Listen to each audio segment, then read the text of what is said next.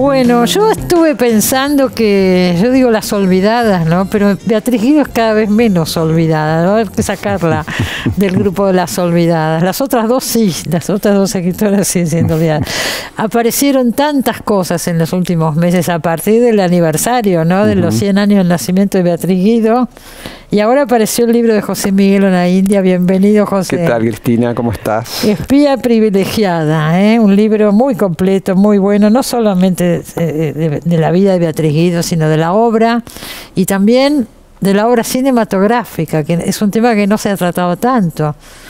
Todas las películas en las que ha participado Beatriz Guido, no solamente las de Torre Nilsson, fundamentalmente las de Torre Nilsson, pero también algunas otras. Sí, fue guionista, ¿no? Como co-guionista de muchos argumentos propios y también adaptaciones de grandes escritores. Por ejemplo, hizo una adaptación de Dostoyevsky para Nicolás Sarkis. Eso fue para la televisión, ¿no es cierto? No, eso fue para cine. Ah, eso fue para cine, se filmó. Se llamaba El hombre del subsuelo. El hombre del subsuelo. Yo pensé que había sido para algún canal. No, en esa época, ¿te acordás que se filmaba? Se filmaba para los canales. Ella hizo algunos guiones específicamente para televisión, también, más escasos, pero la obra destinada al audiovisual de Beatriz es en volumen más importante que la literaria, aunque ella se definía siempre como escritora y que el audiovisual, el lugar siempre fue el de escritora. Sí. Y ella nutrió fundamentalmente a Nilsson, aunque hay una gran película del periodo donde ella seguía produciendo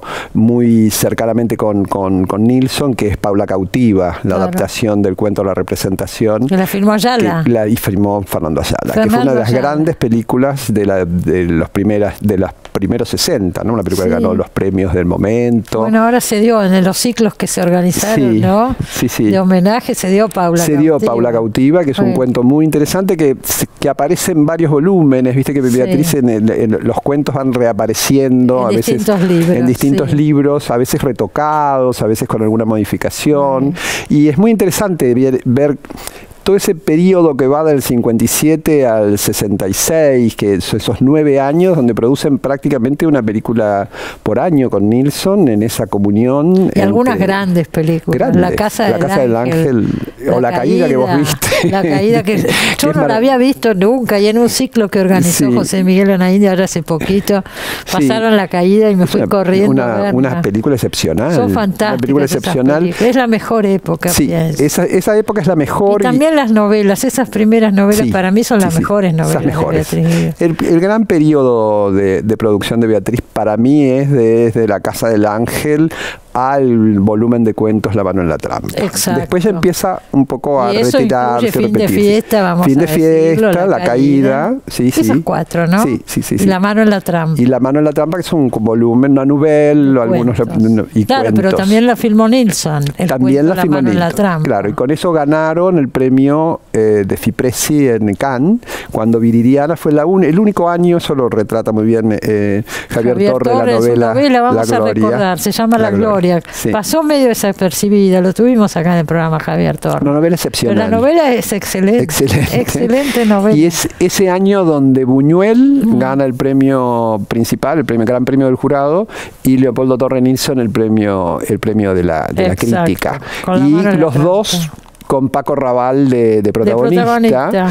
Y realmente es el primer gran premio que gana el cine argentino en un festival internacional. Y todas las demás películas, La Caída estuvo en Berlín, no ganó el premio, pero toda la crítica europea pensó que había sido una gran injusticia del jurado. Y La Casa del Ángel también. La Casa del Ángel estuvo en Cannes, en una sección paralela, ganó un premio Elsa Daniel de interpretación que daba no del jurado oficial, pero eso se instalaron. Y Beatriz en eso tuvo mucho que ver. Muchísimo. Porque ella iba con las latas, vos lo relatás también en tu libro, y eso está en el recuerdo de todos los amigos. Su tarea como promotora cultural, lo que hoy se denomina gestión cultural, que ella fue excepcional. Y también, José, cuando fue en los últimos años que fue agregada cultural en España. En España, sí. Con Alfonsín. Sí, y también ahí hizo una tarea enorme, de gran gestión para la literatura, para el libro, para el retorno al país de todos los exiliados, de todo color político, que ella ayudó a todo el mundo,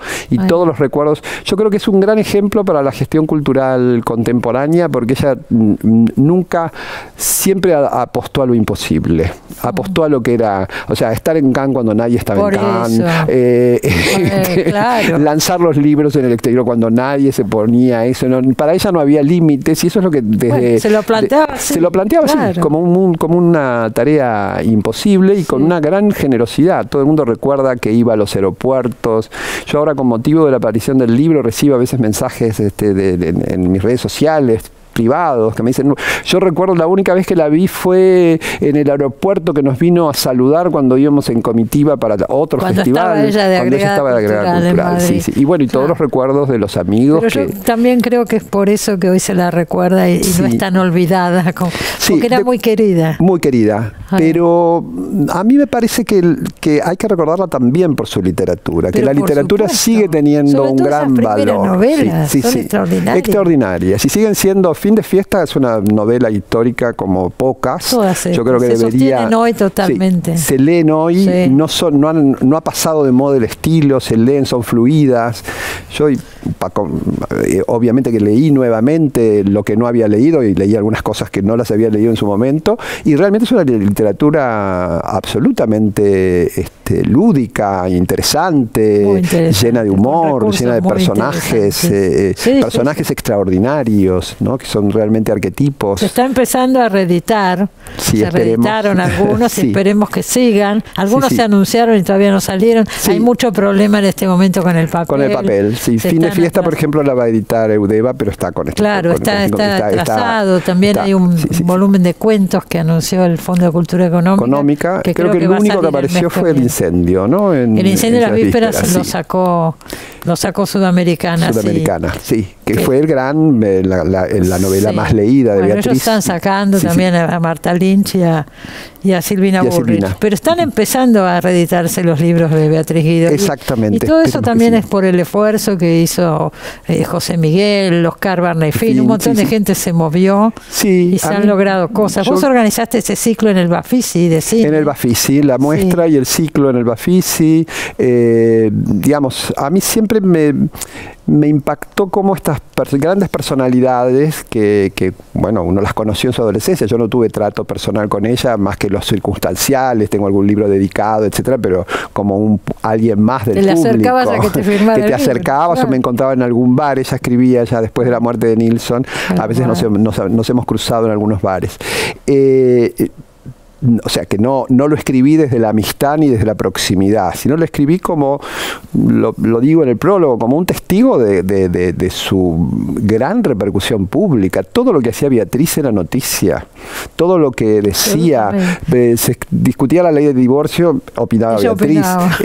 Bueno, hay notas donde le preguntan Reagan o Carter, y ella opina, y sobre moda. Era un momento también del país, años 60, donde se consultaba a los escritores sobre un montón de temas. Sí, y ella tenía un peso social que tenía un peso social. Y ella no tenía prejuicios, por eso yo planteo si no era algo pop en su postura, porque ella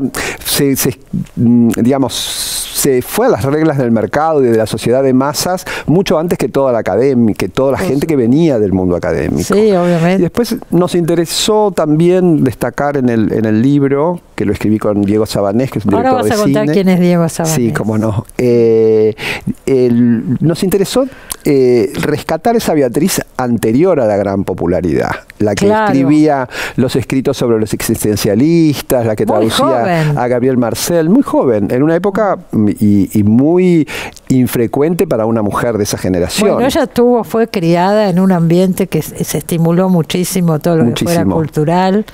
Totalmente adelantada, ¿no? Una formación. Por el padre, el arquitecto. El padre y la madre, que era una actriz uruguaya, Berta Irín, que siempre mantuvo un gran personaje. Todo el mundo escribe. Kosarinsky escribió algunas cosas estupendas sobre Beatriz, sobre Berta, y era un gran personaje que les contaba cuentos de terror y les hacía leer, las disfrazaba y les contaba cuentos muy crueles, y todo eso después está reflejado en esa imaginación en la literatura de Beatriz. impresionante de Beatriz Guido. Impresionante. Porque tenía una imaginación realmente impresionante. Vos me preguntabas por Diego. Diego Sabanés es un director de cine que vive desde hace muchos años, desde principios del siglo en Madrid, y que hizo una estupenda película que se llama Mentiras Piadosas, en donde funde dos cuentos de Cortázar, Cartas a Mamá y La salud de los enfermos. Una película realmente de gran nivel que se estrenó en 2007, 2008, con Claudio Tolcachir, con Rubén Schumacher, con el primer protagónico que hace Marilu Marini para el cine. Cartas a Mamá. Es en esta película. Mentiras Piadosas se llama la película.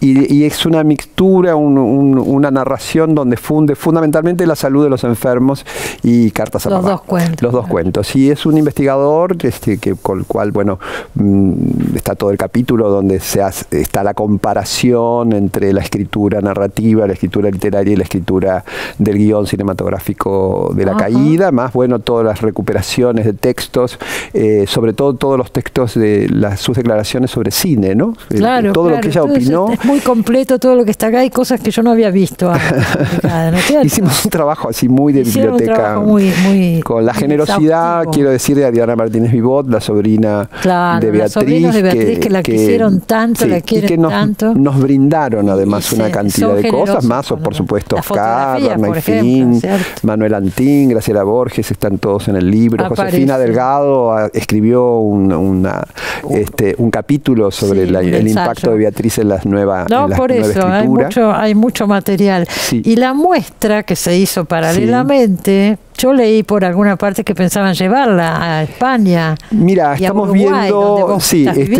En Uruguay se va a hacer el mes próximo, estamos fijando la fecha. La vamos a hacer en el Centro Cultural de España por la vinculación que tiene Beatriz tanto con Uruguay como con España, que fue fue agregada cultural. Sí, fue agregada cultural. Y además, bueno, La mano en la trampa era una coproducción con España, porque también tuvieron esos Nilsson y Beatriz. O sea, armar un sistema de coproducción que fueron las primeras relaciones internacionales del cine argentino. Me estoy acordando ahora, hubo un periodo, vos seguramente te debes acordar de esto, que vivieron en Madrid. Sí. Cuando acá estaba el censor Tato, que los perseguía tanto a Torre Nilsson.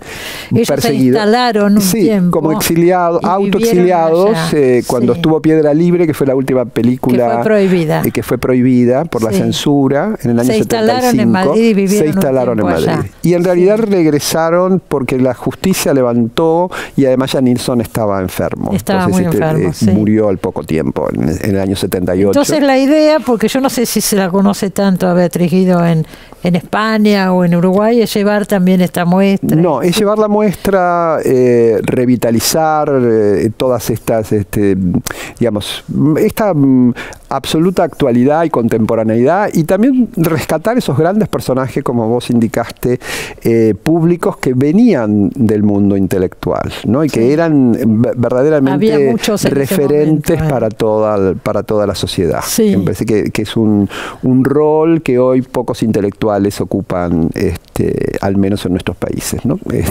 Hay que mirarlo todo en ese contexto. En ese contexto. Yo creo que sí, que es muy importante. Yo creo que sí. A mí me interesó mucho fue un reencuentro con todo un mundo también de adolescencia y de juventud, donde estas personalidades eran parte cotidiana de la vida. Sí. De la vida estos cotidiana. Libros de ella, de Beatriz Guido, y lo mismo los de Marta Lynch, Silvina Burrich, estaban en todas las casas. En todas las casas. Y eran tema de conversación. Por supuesto. ¿No? Cuando no se hablaba tanto de sí mismo, que no era costumbre hablar de se hablaba mismo, de las novelas. Se hablaba de las novelas, se hablaba de cine, se contaban películas, se contaban libros, claro, y se discutía. El incendio de las vísperas debe haber sido uno de los libros más debatidos de esa década. Sí, y a mi criterio no es de los mejores, pero sí fue el más popular, sin lugar a dudas.